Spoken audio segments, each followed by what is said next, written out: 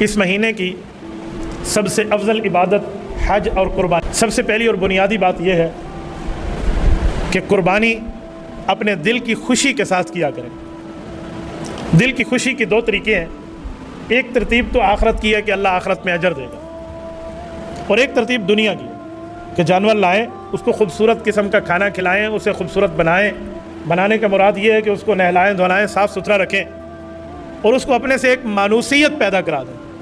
جب ذبح ہو نا تو فرط محبت اور جذبات میں آپ کی آنکھوں میں آنسو ہو، اسے کہتے ہیں جذبے کے ساتھ قربانی کرنا۔ میں نے قربانی کا جانور خرید لیا، میں نے اس کو دیکھا تک بھی نہیں ہے اور جا کے ذبح کرا لیا ہے، اور چلو گوشت گھر آ گیا ہے اور اس کی تقسیم میں ترتیب کے اعتبار سے کر رہا ہوں، ٹھیک ہے قربانی تو ہو گئی، لیکن جو فلسفہ قربانی ہے نا وہ ہمیں حاصل نہیں ہو سکا۔ فلسفہ قربانی تو اپنے دل کی محبت کو اللہ کے سامنے ذبح کرنا تھا نا۔ حضرت اسماعیل علیہ السلام کو جو حضرت ابراہیم علیہ السلام نے لٹایا ہے زمین پہ اور ان پر چھری رکھی ہے، قربانی تو ہو گئی تھی، دل کی محبت کا امتحان تھا نا۔ یہ ترتیب نہیں ہوگی جس میں ہمارے جذبات کا دخل ہو تو قربانی کا فلسفہ ہمیں حاصل نہیں ہوگا۔ اس لیے بہتر ہے کہ اس کو اچھے انداز سے چارہ کھلائیں، اچھے ترتیب پہ اس کی پال پوس کریں، خود سے بچوں سے اس کو مانوسیت رکھیں۔ خیر آخری 2-4 دنوں میں ہم شہر میں رہتے ہیں، اگر پورا مہینہ پہلے بندہ نہیں خرید سکتا تو آخری 2-4 دنوں میں تو مانوسیت پیدا ہو جاتی ہے۔ اور بکرے کا خیال کیا کریں، ہم بکرا لائے ہیں، لڑانے والا مرغا نہیں لائے۔ ویسے مرغے کی لڑائی بھی حرام ہے، ہمارے ہاں اس کو مرغان جنگی بنایا ہوتا ہے۔ ہاں تیرے لے لینا، میرے لے لے دی، ٹکر آندھی ہے۔ اور ہوتا کیا ہے، چل اس کا سینگ گیا، اس کا ناک گیا، اس کا کان کٹ گیا، ہاں مولوی صاحب اب بتائیں اس کا کان کٹ گیا، قربانی ہوگی؟ یہ کئی مرتبہ ہم یہ مسائل سنتے ہیں۔ ہمارے کچھ دوست حضرات ہیں، ہمارے راجپوت بھائیوں کو اللہ جزائے خیر عطا فرمائے، ہمارے چھوٹے بازار والے، وہ تو مکمل اپنے بچڑے ایسے تیار کر کے ان کے بچے لے کر آتے ہیں کہ جیسے کوئی جنگی ترتیب ہو۔ تو میں انہیں بھی سمجھایا کرتا ہوں کہ بھائیو آپ خوبصورت جانور خریدتے ہیں لیکن اس طرح کی ترتیب ہے اس کے ساتھ نہ کریں، آپ بچوں کے ہاتھ میں دے دیتے ہیں، یہ نہ کریں۔ اگر کسی بچے کو پھرانے کے لیے آپ نے لے کے جانا ہے بکرا تو والد ساتھ جائے نا، بڑا ساتھ ہوتا ہے کہ اس کی نگرانی بھی ہو۔ اور جو ایسا کوئی جانور بندہ خرید لے کہ وہ بکری ہے تو وہ دودھ والی ہے، اگر اس کو دودھ نہ دوا تو اس کو تکلیف ہونی ہے، تو آپ اس کا دودھ دھو لیں گے۔ قربانی سے پہلے جتنا دودھ آپ نے دھو لیا ہے اگر اس کو استعمال کر لیا تو اس کے پیسے اللہ کے راستے میں صدقہ کرنا آپ کے لیے ضروری ہوگا۔ اس جانور کو جو آپ نے رسی ڈالی ہے اس رسی کے پیسے بھی آپ صدقہ کریں گے، تب آپ رسی گھر میں استعمال کر سکتے ہیں۔ یہ ایک چیز اللہ کے لیے وقف ہوتی ہے، تو اس چیزوں کا خیال کیا کریں۔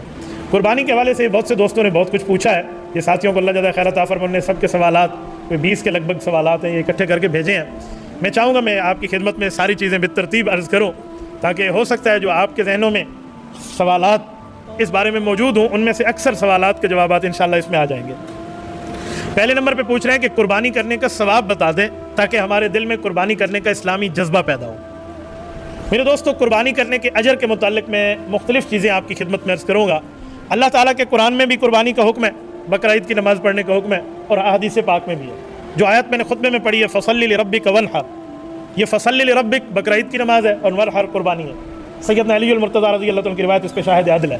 تو جب قرآن کریم میں اللہ تعالیٰ حکم فرما رہے ہیں تو اس سے بڑا رتبہ اور مقام اور کیا ہوگا۔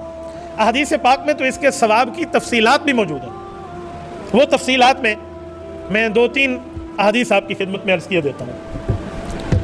حضرت زید ابن ارقم رضی اللہ عنہ صحابی ہیں، امام ابن ماجہ القزوینی رحمہ اللہ نے سنن ابن ماجہ میں ان کی روایت کو ذکر فرمایا ہے۔ وہ فرماتے ہیں ہم نے رسول اللہ صلی اللہ علیہ وآلہ وسلم سے پوچھا ما هذه الاضاحی، یا رسول اللہ یہ قربانی کیا ہے؟ حضور پاک علیہ السلام نے فرمایا سنت ابیکم ابراہیم علیہ السلام، یہ ترتیب اور یہ جو چیز آ رہی ہے یہ طریقہ تمہارے والد حضرت ابراہیم علیہ السلام کی طرف سے آ رہا ہے۔ والد سے مراد کیا کہ ہم سب بنو اسماعیل ہیں، تو حضرت اسماعیل کے والد حضرت ابراہیم ہیں، تو یہ ان کی طرف سے طریقہ آ رہا ہے۔ یہ جو لفظ سنت ہے اس سے آپ یہ نہ سمجھیں کہ قربانی سنت ہے تو کر لیں بھی ٹھیک ہے نہ کریں بھی ٹھیک ہے۔ اس سنت سے مراد طریقہ ہے، اس سنت سے مراد شعار ہے۔ ہر جگہ سنت سے مراد یہ سنت نہیں ہوتی جس کو ہم کہتے ہیں کر لیں بھی ٹھیک ہے نہ کر لیں بھی ٹھیک ہے، ورنہ ختنہ کرانا بھی سنت ہے، لیکن کون ہے مسلمان جو کہ ختنہ کرانا بھی ٹھیک ہے نہ کرانا بھی ٹھیک ہے، تو اس کو بھی تو سنت کہا گیا ہے۔ تو سنت سے مراد طریقہ ہے، اسلام کا طریقہ، ایمان اور مذہب کا طریقہ، تو یہ بھی طریقہ ہے۔ تو صحابہ کرام نے پوچھا فما لنا فیہا یا رسول اللہ، ہمارے والد کا طریقہ تو آ رہا ہے حضرت ابراہیم علیہ السلام کا، لیکن ہمارے ثواب کے بارے میں بھی آپ کچھ ارشاد فرمائیں۔ حضور پاک نے فرمایا بکل شعرۃ حسنہ، جتنے جانور کے جسم پہ بال ہے نا، ہر بال کے بدلے میں اللہ تمہیں ایک نیکی عطا فرمائے۔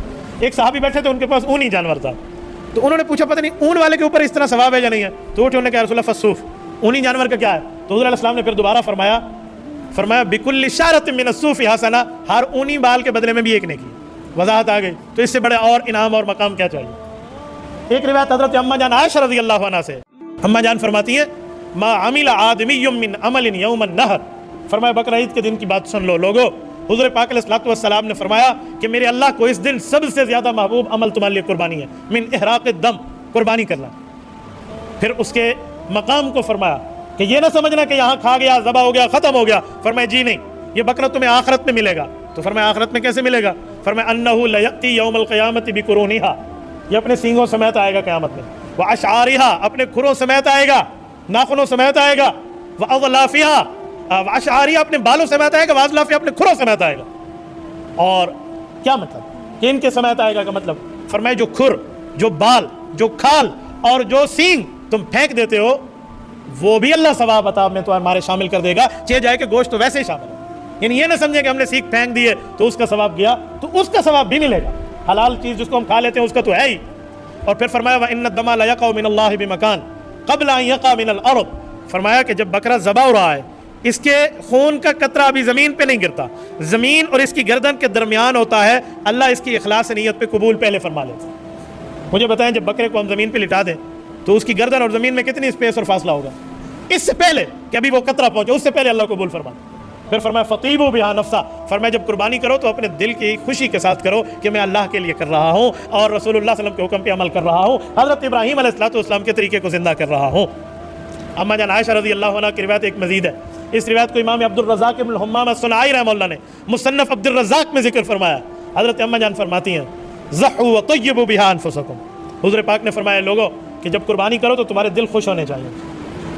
یہ جو ہم نے بکرے پہ بڑا عرصہ محنت کی اور اس کو کھلایا پلایا پالا پوسا ذبح ہو رہے ہیں، آنکھ میں جو آنسو آئے ہیں وہ اس لیے نہیں آئے کہ میں نبی پاک صلی اللہ علیہ وسلم کے حکم پہ عمل کیوں کر رہا ہوں، اس لیے نہیں آئے. وہ فرط جذبات میں نیکی کی وجہ سے آتے ہیں. باقی دل اس بات پہ خوش ہے کہ حضور پاک کی سنت ادا ہو رہی ہے. تو فرمایا ایسے دل کو خوش رکھو. کیوں؟ فإنہ لیس من مسلم. فرمایا مسلمان کو اللہ اعزاز دیتا ہے یوجہ ضحیتہ، جب وہ اپنی قربانی کو زمین پہ لٹاتا ہے الی القبلہ، قبلہ کی طرف منہ کر کے، الا کان دمھا وفرثھا وصوفھا حسنات محضرات فی میزانہ یوم القیامہ. اللہ فرمایا اس کی تین چیزیں، کانا دمھا خون، وفرثھا اس کی گوبر پیشاب پخانا، وصوفھا اس کی اون. ایک دفعہ پھر کہہ رہا ہوں سنیے، میں کوئی کسی اخبار کا صفحہ نہیں پڑھ رہا، میں نبی پاک کا فرمان اما جان عائشہ رضی اللہ عنہ کے واسطے سے پڑھ رہا ہوں. فرمایا اس کا خون، اس کی گوبر پیشاب پخانا اور اس کی اون جو بال ہیں، یہ بھی اللہ تمہارے میزان اعمال میں فرشتوں کو کہیں گے کہ لاؤ، لائے جائیں گے. حسنات کئی نیکیاں بنیں گی، محضرات اس کو پریزنٹ اور حاضر کر دیا جائے گا فی میزان یوم القیامہ، قیامت کے تمہارے اس ترازو کے پلڑ کے اندر. اس سے اندازہ لگا کتنا بڑا قربانی کا ثواب اور اجر ہے. تو اس ثواب کو سامنے رکھ کے کریں.